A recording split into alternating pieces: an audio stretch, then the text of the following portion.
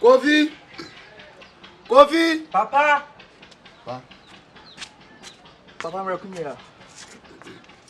Ida ama vi no bore. Na plo fufu veni abi. Ina plo fufu 3 CD. Oi. Papa, me la plego. La nene plego me la. Awo wa gbon wa fu ni ko gana. Sia. No ji kudo ko re ji ko awo. Papa, avuma la kwa mo. Pa plo wa vena. O ko do to ko na ndo ha. Manya ma fu plego. Kabli.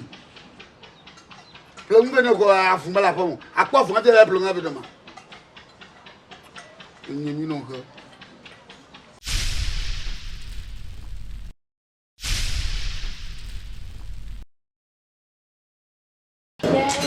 Do. Raku, ma pro fufu 3 CDs. Fufu 3 CDs, ma pre na wa. Raku, é que a fome põe na nata. Kale te me we. Se na fu we de ma pa ndo dare di na wa.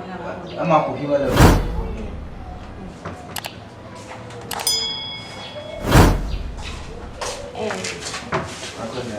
Akolo. É vai tro. Yo, vamos.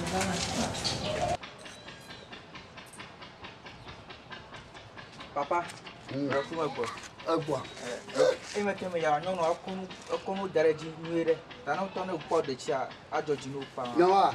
Aye gbe ne ba fu mi ko gana kwa. Raku. Abo. Ya ko lo fo reji. Maji mele ba. Fa ko ba vena.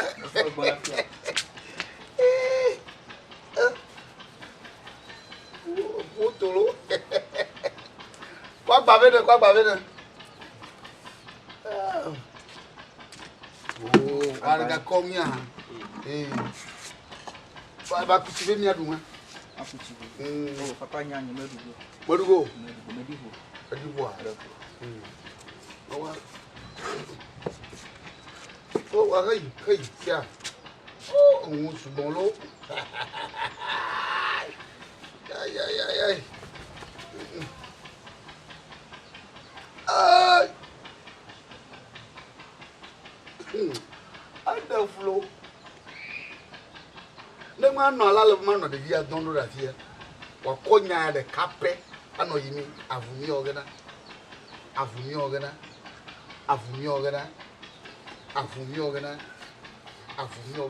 Yeah. Na avuna dumu ya gbegbe kenya megbeto ede. Avuto ede matesi kwadre potetia. Avunu fialo. Opo mi nyavu re. Ni gbofu bo nfa. Avuna jingu na du. Chop. Kofi kuchi bena. Oh no. What you been? Oh, crushing na mi du wa. Modugo. Ngejo.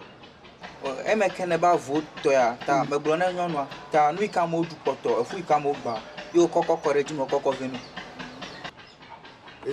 Ta agba to troga zonfu Fatima va du kwachi na duga mo du poto onga ya mo to on bere o da su ko ya ke